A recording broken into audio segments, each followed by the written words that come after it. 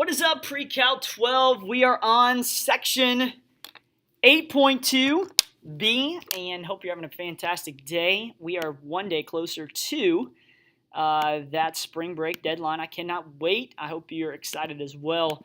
All the things we'll get to do over that spring break time, some mission trips, some beach people, or whatever you decide to do. Just pumped up for all of us. Hey, real quick, I want to just kind of walk you through the lesson today. There are a couple of things that you'll need to do and have done by the end of today. So let's go ahead and get started. Let's start on the first thing. I would like for you first to go ahead and at least attack A on 1 and 2. So go ahead and pause this video. Simply go ahead and try those out. See if you can get those done based on what we were talking about yesterday. And just a heads up before you do that, remember the formulas that were here for the nth term of the sequence, whatever n could be 100, 20, whatever it may be. And then we also have the sum of, which is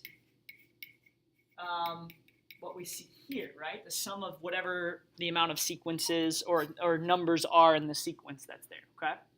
Go ahead, try those out, pause this video, and unpause me. All right, here we are. Hopefully you did that there. On 1A, let's talk about this. We're looking for the 100th term. Yes, I said that right, the 100th. And that means that n is equal to 100.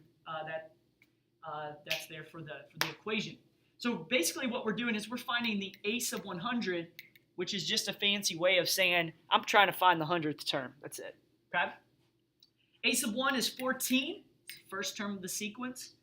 N minus 1, well, n would be 100 minus 1. And now the difference, that's the key, going from 14 to 3, we know that this is an arithmetic sequence because we are subtracting by a common term. In this case, we're subtracting by 11.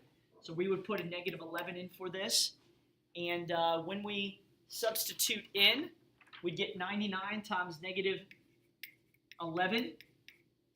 And then once I get that, I can just add 14 to it, which produces negative 1,074. And again, that would be our 100th term of 1a. Okay, so 1a would be negative 1,074. All right, number 2a, this is find the 17th partial sum of the arithmetic sequence or arithmetic series. The reason why we call it a series is because we are adding. That might be a good thing to put. We move from a sequence, which is more up here, right, to when we start adding things, we call it a series. So it says find the 17th partial sum of the arithmetic series. Well, we know that this would be S of 17, which is a fancy way of saying the sum of the 17 terms there. And that's equal to 17 over 2. A sub 1 is 53. And A sub n is, or A sub 17 is, well, that's the question. That's the big question. And we could actually find that by plugging it into the equation that we used up here. So how could we do that? Well, we could just say, okay, A sub 17 is equal to, A1 would be, A1 steak sauce is 53, plus n minus 1, which is 17 minus 1. And the difference would be subtracting 22, so negative 22. So in substituting this in, we get 16 times negative 22 with 53 added.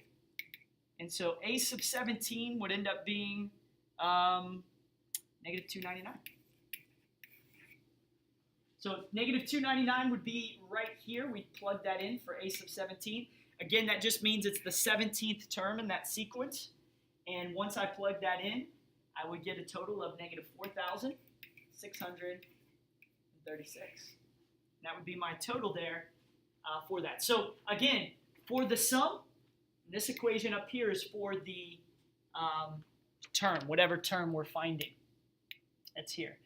This is another thing too, just as a heads up, we're able to, like on the overtime section, we can determine the sum of something. So if I plug 10 in for n, this would be 16. If I plug in 11 in for n, that would be 17, right? Does that make sense? Plug 18 in, or plug 12 in, I get 18, and dot, dot, dot, right?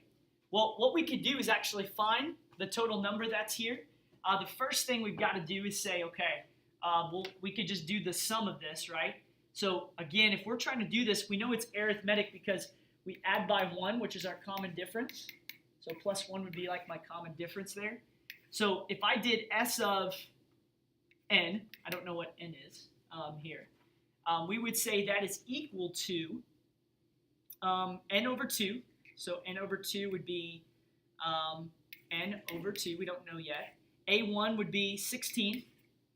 And then a sub n is just the last one. So when I put 32 in, that would be 38. And so if I were to substitute this in, I would get 14 carry the 1. I would get 54. The key is, what is n? Well, if I plug in 10, if you think about it, 10, 11, 12, 13, 14, 15, 16, all the way to 32, the key is the difference between those is 22, right? So you think, oh, there's 22 terms, but because we counted 10, we actually count that number, we actually add 1 to it to equal n being 23. Okay, so n is actually 23. We just put 23 over 2, and we just say S of 23, which is the sum of the 23 numbers, which would be 11.5 times 54. So 11.5 times 54 will pull up here. 11.5 times 54 would equal a sum of 621. And again, I can't do that with a summation. Mainly, I could plug in every number, right? All the way to 32, and then just add them all up, but that would be kind of a mess. But because it's arithmetic, I can go ahead and use our sum formula, our summation formula, to go ahead and find the sum of the arithmetic sequence there. You could go ahead and try this one below. Try that one below, and I'll give you, I think that might actually be extra. I was looking at that one there. But you could go ahead and try that one out, see what you can get out, and then rock and roll, okay? I know the difference is positive 1. A sub 1 would be negative 1. A sub n would be 7. I don't know what. I'm not sure. I think I'm finding the sum of this. So, I would just cross that out. But you could find what n is easily by using our formula and then rocking and rolling from there, okay? If you wanted to try that one out. Okay, go ahead, try to find these partial sums. See if you could do the seating capacity. And you could even pause this right now. This one is on your homework. I'd like for you to try to go after number 9. So let's try to, we'll pause this, try to go after number 9, and then I'll send you off for the level 7 thing, okay? So pause this video, and I'll come back. All right, I'm back here. Number 9 is one that we're looking at. By the way, remember that on number 5, when you come back to this, the numbers between 1 and 100, yes, there's 99. There's a difference of 99, but remember, count 1. So there should be an n of 100, meaning there's 100 terms in this sequence as I use my sum formula. Because if I plug 1 in, I get 2, plug 2 in, I get 4, plug 3 in, I get 6. We turn this series here, we have a series of numbers, and we could find the sum of all of those by doing our S of n formula on that one. Number 9, determine the seating capacity of an auditorium with 30 rows. Okay, I kind of highlight stuff, so that's n, right? That's n. If there are 20 seats in the first row, 24 in the second, 28 in the third, so on and so forth, how many would there be in total? So we've got our formula, S of n over n over 2. It's kind of from yesterday, isn't it? So S of n would be S of 30. Try to find the sum of 30. Got 30 over 2. A1 steak sauce would be 20. And plus A sub 30, which is what we're trying to find. So to find A sub 30, I'm going to put it up here. We've got A sub 30 equals A1 steak sauce, which would be our 20, plus 30 minus 1, times the difference, which would be positive 4. So I have 20 times 4, and 20 plus, and there we are. So we got A sub 30 equals 29 times 4 is 116. We got 20 plus 116 is 136. So 136 seats would go in for ace of 30.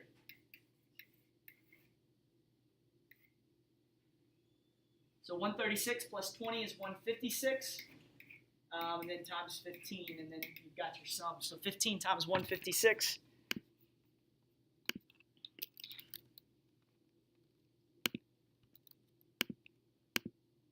is 2,340.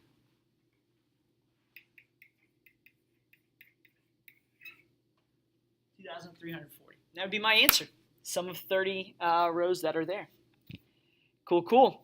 All right, now I'd like for you to do the following. You could kind of look at these. Remember the recursive thing where we plug 200 back in? We could go over those later. Another thing, too, between 94 and 85, one thing that might be beneficial for you is to find the common difference, is to know that there are 3 terms between.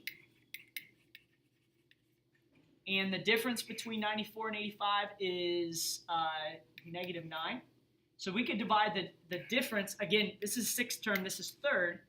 So -9 divided by 3, which would be a common difference of -3, right? So each term would actually be -3 as I go to the next term in that sequence that's there. So if I'm finding the equation, that might be helpful in finding A1, obviously the difference, and moving forward on that part. Okay.